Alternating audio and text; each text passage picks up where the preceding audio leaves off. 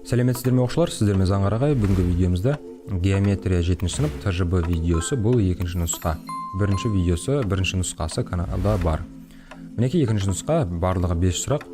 Кішкене видео ұзақтау болуы мүмкін. Бірінші нұсқа видеосы жарты сағаттай жуықта болғанда болды. Бұл жолы кішкене жылдамырақ түсіндіретін боламын. Сондықтан лайк басыңыздар, комментарий қалдырып, достарыңызға осы видеоны жіберіңіздер. Видеоны соңына дейін қарасаңыздар, ТЖБ-ға жақсылап дайын боласыздар деген ойдамын. Бастайық.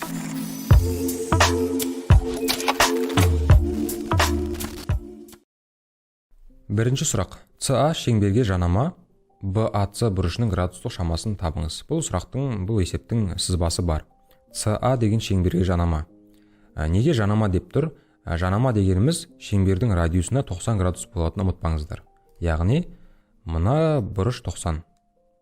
Яғни САО деген бұрыш 90 градус. Осыны қазір біз пайдаланамыз. Ұмытпайық, енді мынау бұрыш 35 градус деген көрініп тұр. Және де ОБ қабырғасы балалар ОА екеуі бір-біріне тең. Өйткені ол екеуі де шеңбердің радиусы. Сонда АОБ деген үшбұрышқа қарайтын болсаңыздар, бұл тең бүйірлі үшбұрыш болып тұр. Екі қабырғасы тең болғандықтан. Ал тең бүйірлі үшбұрыштың табанындағы бұрыштары да тең. Яғни, мына 35 градус болатын болса, мына келесі екінші табаны да 35 градус болады. Мінекей жаңа айтқанымдай 90 градус дедім ғой, мынау САО бұрышы. Бізге керек болып тұрған БАЦ бұрышын табу үшін, қараңыздар. БАЦ деген мынау сыртындағы бұрыш қой. Сонда 90-нан 35-ті азайта салады екенбіз. 90 азайтылған 35. Сонда бізде 55 градус. Сұрап жатырған БАЦ бұрышын табу үшін осылай жасайсыздар. Бірінші сұрақ түсінікті болды деп ойлаймын, жалғастырайық.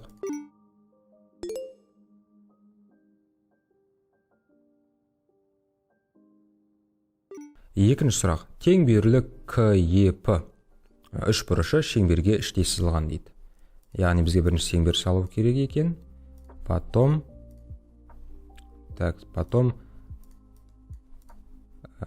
шеңбер салатын болсақ, былай болсын. Және де бұл КЕП болсын. Үшбұрышы шеңберге іштей сызылған КП табаны дейді. Жарайды, мына жер бізде К екен. К. И мына жер П екен. И мына жерде Е болады. КЕП үшбұрышы шеңберге іштей сызылған. КП табан қабырғасы шеңбердің радиусына тең. Егер мына шеңбердің радиусы болатын болса, осы КП қабырғасына тең. Суретте кішкене дұрыс болмай қалғандай, но мынандай сызықтармен көрсетіп қоямын. Мынау барлығы тең деген сөз. Шеңбердің центрін О деп қойып қояйық. Енді КП, КЕ және ЕП доғалардың шамаларын табыңыз дейді. КП, яғни мына доғаның шамасын сұрап жатыр. КЕ, яғни мына доғаның шамасын сұрап жатыр. Және де ЕП, мына доғаның шамасын сұрап жатыр. Доғаның шамаларын біз градустық өлшеммен береміз. Бізге ешқандай да жаңа сантиметрмен, метрмен шеңбердің радиусын немесе ұзындығын айтқан жоқ. Ал енді КП доғасының ұзындығы дегеніміз не? Мысалы, қараңыздаршы. КП доғасының ұзындығы. КП деген осы КП доғасының ұзындығы мынау. Ал бұл доғаның ұзындығы осы КО, ПО шеңбердің радиустарының арасындағы бұрышты айтып жатыр. Яғни мына бұрышты сұрап жатыр. Ал мынау КОП деген жаңа барлық қабырғасы тең болғаннан кейін тең қабырғалы үшбұрыш қой. Ал тең қабырғалы үшбұрыштың барлық бұрыштары тең болғаннан кейін мына О бұрышы да бізде сол 60 градус болады. Тең қабырғалы үшбұрыштың барлық несі тең ғой? Барлық бұрыштары, сондықтан мына жерде біз 60 градус дейміз. Ал бұл 60 градус мынау КП доғасының ұзындығы. Түсінікті ғой балалар, Енді КЕ керек. КЕ дегенді қараңыздар. Ол бізде мынау болайын деп тұр. Бұл енді басқа түспен көрсетейін. Мысалы, розовый түспен. КЕ деген қайда? Міне КЕ. Бұл доғаның ұзындығы әрине радиусқа қарай барасыздар. Былай және де былай радиусқа қарай барасыздар. Демек, ОЕ деген радиус керек екен бізге балалар, ОЕ деген мынандай радиус саласыздар. Енді біз не байқап тұрмыз? Мынау толық бұрыш болғандықтан, 360 болғандықтан. бізге мына екі жағы керек. Бұл тең берілу үшбұрыш деп жаңа айттық қой, мына екі қабырғасы тең. Сондықтан мына жердегі бұрыштың шамасы мен мына жердегі бұрыштың шамасы екеуі бір-біріне тең болайын деп тұр. Яғни x градус болатын болса, мынау x қосылған 60 бізде 360 градус болады ғой. Осылайша x-тің мәнін тауып алайық. X-ке x қосатын болса 2x, мынау бізде 300, 300-ді 2-ге бөлетін болса 150. Сәйкесінше мынау x-те белгісіз болып тұрған градустың шамалары 150 екен. Мен бірденен бұл жерлерге 150 деп жазып қояйын. Мынау 150 градус. Және де мынау 150 градус. Болды, жаңағы KE деген осы ғой міне. KE доғасының ұзындығы осы 150 градус. Жауабына 150 деп қоясыздар. Анау да EP доғасының ұзындығы да ол да 150 градусқа тең балалар. Міне осындай тапсырма түсінікті болды деп ойлаймын. Жалғастырайық.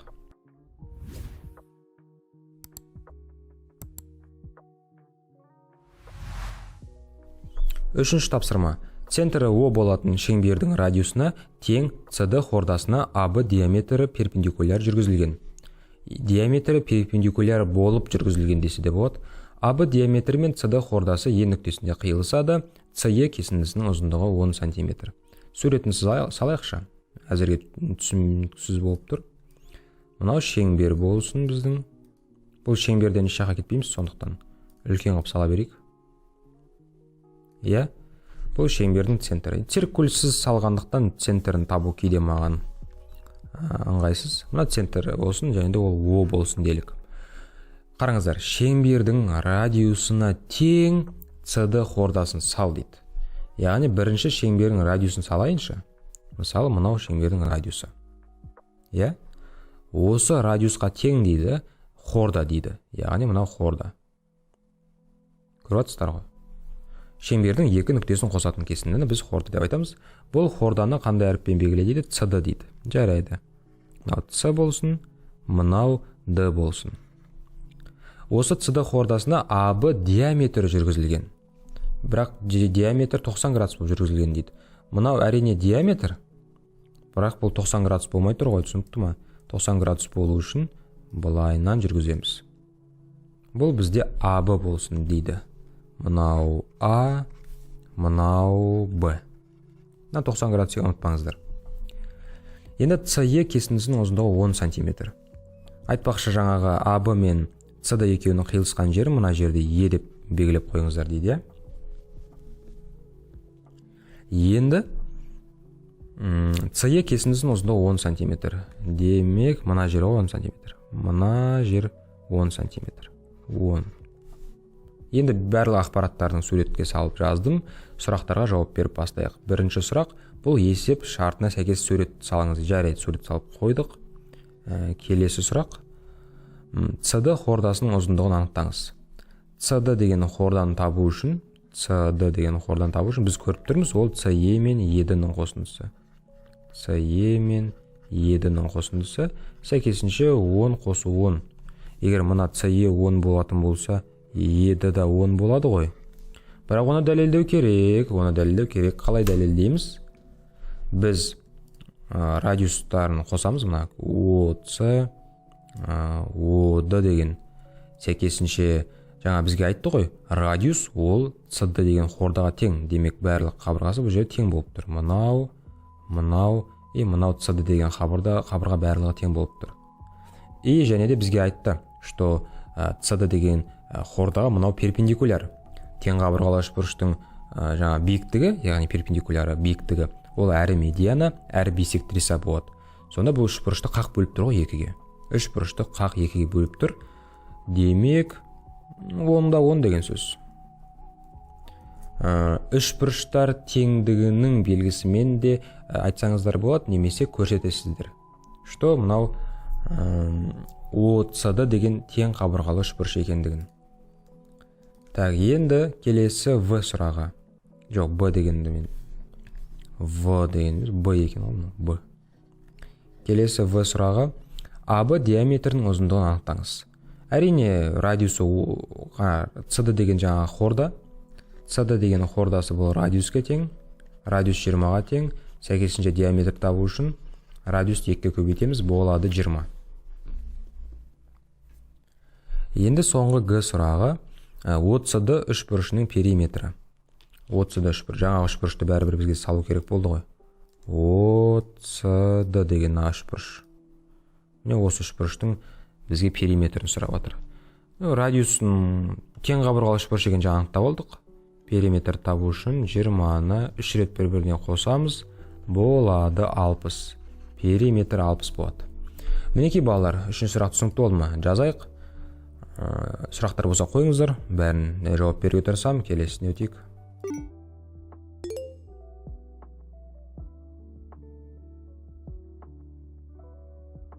Төртінші сұрақ. ABC тікбұрышты үшбұрышында С бұрышы 90 градус, АБ 10 см және БАЦ 30 градус дейді. Б нүктесі центр болатындай шеңбер жүргізілсе, ол шеңбердің радиусы қандай болады? Бірінші тікбұрышты үшбұрыш салайық. Мысалы, мынау бізде тікбұрышты үшбұрыш болсын. Және де 90 градус болып тұрғаны мынау С бұрышы дейді. Қалғаны А және де Б. АБ 10 см, яғни гипотенузасы 10 см. БАЦ бұрышы 30 градус. БАЦ бұрышы. БАЦ. Б нүкте центр болатында деймін. Найкин балалар орындарын ауыстыра салайыншы. Есеп шараған кезде мынау оңғайлы болайын деп тұр. Мынау Б, мынау А болсын. Сосын БАЦ 30, БАЦ мына жер 30 градус болсын. Балалар естеріңізде болсын, тік бұрышты үшбұрыштың бір бұрышы 30 болатын болса, немесе 60 болатын болса, бірдене мынаны естеріңізде түсіріңіздер. Тік бұрышты үшбұрыштың 30 градусына қарсы жатырған катеті, ол мынау тұрған гипотенузаның жартысы болады, яғни 5 болады. Түсінікті ма? Соны ұмытпаңыздар. Тік бұрышты үшбұрыштың қабырғаларының аттары бар ғой, катет және мынау гипотенуза. 30 градусқа қарсы жатырған катет, ол гипотенузаның жартысы. Енді есеп шығаруға кірісейік. Б нүктесі центр болатындай шеңбер жүргізілсе дейді. Мынау Б деген нүктесі центр болсын дейді. Жарайды. Сол центр болатындай шеңбер жүргізіп қояйық. Тағы да әрине ыңғайсыз, циркульсіз былай салған. Ол шеңбердің радиусы қандай болар еді? Ол шеңбердің радиусы қандай болар еді? Егерде біріншісі шеңбер АЦ түзуіне жанасса. АЦ түзуіне қараңыздар. АЦ түзуі мынау. Мінекей. Бұны енді осы қызыл түспен білдіртпей былай сызып қоямын. Түзу деген шексіз кете береді ғой. Бұлай да шексіз кете береді. Мынау АЦ түзуі. Қызыл түзу АЦ түзуі. Егерде шеңбер АЦ түзуіне жанастырып қоятын болсақ, яғни бұлай ортақ бір ғана нүктесі бар қылып қоятын болсақ, қандай да бір. Мінекейіңіздер. Онда шеңбердің радиусы осы 5 см болады. Көрдіңіздер ме? Шеңбердің радиусы мынау BC қабырғасы тең болып тұр ғой. Бұл жағдайда радиус 5-ке тең деп жауап бересіздер. Ал келесі Б жағдайында, яғни шеңбер А түзуімен ортақ нүктесі болмасын дейді. АЦ түзуімен. Ортақ нүктесі болмасын деген сөз кішірейтеміз мінекей. Енді қарайтын болсаңыздар, мына шеңбердің АЦ түзуімен ешқандай да ортақ нүктесі жоқ.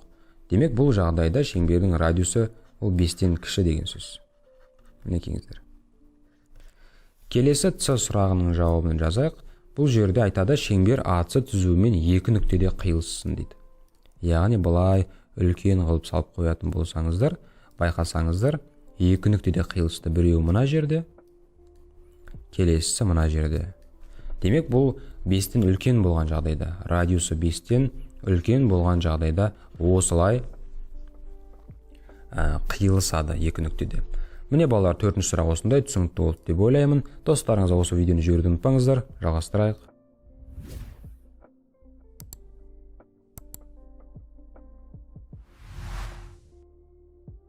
5-ші сұрақ, бұл салу есебі берілген бұрыштың биссектрисасын салыңыз дейді. Мынау енді ешқандай да мынандай тор көз жоқ, ақ парақ деп ойлаңыздар. Мынандай бір бұрыш сіздерге берілген. Осы бұрыштың сіздерге несін салу керек? Биссектрисасын салу керек. Әрине транспортерді қолдануға болмайды. Транспортерді қолдансаңыздар оп-оңай ғой, бұл деген былай бұрышты өлшейсіздерді 60 болса, соны 30-ға бөле саласыз дегендей. Бізге сол баяғы циркульді немесе сызғышты қолдану керек. Алдыңғы нұсқада түсіндіргендей, бұл 5-ші сұрақ екі нұсқада бірдей екен. Бұл жерде енді шығару жолын білгеннің өзінде оқушы әдемілеп сала білу керек. Қандай әдіспен салғанын көрсетіп дегендей. Біз циркульді аламыз. Циркуль алғанда балалар, циркульдің таяқшаларының арасын өзгертпеу керек. Бір ұзындықты алыңыздар, радиусының ұзындығын. Сол арасын есепті аяқтағанша өзгертпейсіздер. Ашпайсыздар, жаппайсыздар дегендей. Иә? Мысалы 5 сантиметр болатын, 5 сантиметр қылып алсаңыздар, радиусты 5 сантиметр күйінде қалу керек, есеп аяқталғанша. Осы нүктеге инесін қойып, циркульдің шеңбер сызасыздар. Шеңбер сызғанда балалар толық шеңбер сызудың қажет жоқ. Толық шеңбер сызудың ешқандай да қажеті жоқ. Өйткені бізге мына қиылысқан жерлері ғана жеткілікті. Көріп тұрсыздар ма? Мына жерде қиылысып тұр. Мына жерде қиылысып тұр. Шеңбер сызбайсыздар, тек қана осы қиылысқан жерден ғана былай түртіп кетесіздер. Сонда қиылысқан жерлер пайда болады. Осы жерлерге нүкте қоясыздар. Мына жерге нүкте қойып, мына жерге нүкте қойып, жаңағы циркульмен сол таяқшалардың арасын өзгертпей, тағы да мына нүктелер центр болатындай шеңбер салу керек. Яғни жаңағы шеңбер керек қой бізге, қысқаша айтқан кезде. Қараңыздар, жаңағы шеңбер қайсысы еді бізде? Так. Мынау былай салсам жетпейді деп тұр. Так. Міне, жаңа салған шеңбер. Дәл қазір осы шеңбер. Тура осындай шеңбер саласыздар, циркульді қолданып, ешқандай радиусын өзгертпей, бірақ центр уже мынау болу керек. Міне, центр мынау болу керек. Сосын екінші шеңбер саласыздар. Бұл жолы центр мынау екінші нүкте болу керек. Әріп қойсақ та болады не де? Мысалы, мынау А нүктесі болсын, мына жердегі нүкте Б болсын, мына жерде С болсын. Б центр болатындай салдық. Енді келесі тағы да салам. С нүктесі. Бірақ мына шеңбермен бірдей болу үшін мен мынаны турлау керекпін қазір. Бұлай және де бұлай. Тура болды ма міне? Енді бұлай қарай болады бұл. Көрдіңіздер ғой? Екі шеңбердің қиылысқан жеріне тағы да бір нүкте қоям. Міне. Бұл қандай да бір Д нүктесі болсын. Вот. Болды. Мына шеңберді өлшеп тастайсыздар да, осы Д нүктесін А мен жаңа қосатын болсаңыздар, шеңбердің биссектрисасы шығады. Яғни бұрышты қақ бөлетін шығады. Бұны үшбұрыштар теңдігімен дәлелдесеңіздер болады. Яғни Д мен Б 5 сантиметр, Б мен А 5 сантиметр. 5 сантиметр болғанда жаңағы біздің радиусқа тең ғой, РР. А мен С 5 сантиметр және де С мен Д 5 сантиметр. Осы А, Б, Д үшбұрышының АС, Д үшбұрышына тең екендігін сіздерге үшбұрыштар теңдігімен дәлелдеу керек. Сонда екі үшбұрыш тең болғаннан кейін әлбетте мына бұрыш пен мына бұрыш тең екендігі, сәйкесінше АД биссектриса екендігі шығатын болады.